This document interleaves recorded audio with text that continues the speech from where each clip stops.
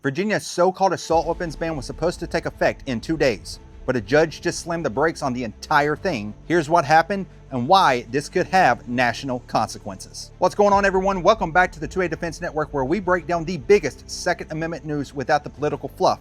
Today, we are talking about a huge legal victory in Virginia. A state judge has blocked the enforcement of Virginia's brand new so-called assault weapon ban and magazine ban before it could even go into effect. This isn't just a delay. The judge found that the people challenging the law are likely to win because the ban appears to violate Virginia's own constitution. Now let's break down exactly what happened, why the judge ruled this way, and what comes next. Virginia Governor Abigail Spanberger signed this legislation into law on May 14th, and it was scheduled to go into effect on July 1st. The law would have banned many commonly owned semi-automatic rifles, along with certain magazines possessed by law-abiding Virginians. But just before the deadline, Judge Jeffrey Campbell issued a statewide preliminary injunction, and that means the Commonwealth cannot enforce these bans while the lawsuit moves through the courts. In other words, the law was seconds away from becoming reality, and now it's on hold statewide, and that is a massive, massive development. Here are where things get very interesting. The judge didn't simply say, hey, let's wait.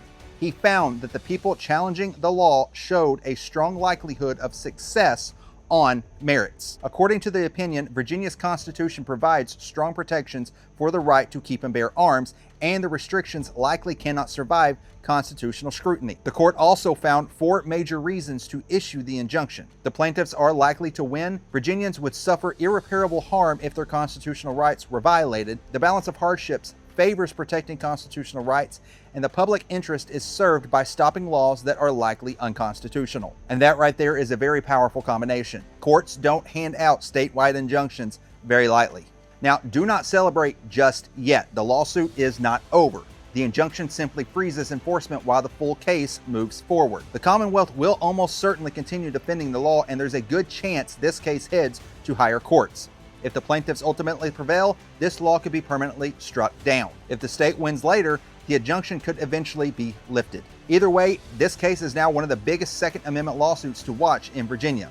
And because other states have passed similar bans, judges around the country will likely be paying very close attention to how this case develops. Now, this ruling doesn't permanently eliminate Virginia's assault weapons ban, but what it does say is something very important. It says that a judge has looked at the evidence and concluded there's a strong likelihood the law violates Virginia's Constitution. And that is a very significant hurdle for the state to overcome. Now the legal battle enters its next phase, and we will be following every single development. If you want real updates on Second Amendment cases without the media spin, make sure you are subscribed to the 2A Defense Network. If you don't mind, to hit the like button if you support protecting constitutional rights, and let me know in the comments below, do you think this injunction is just the beginning, or will Virginia ultimately succeed in defending this law? As always, thank you for watching. Stay informed, stay safe, and I will see you in the next one.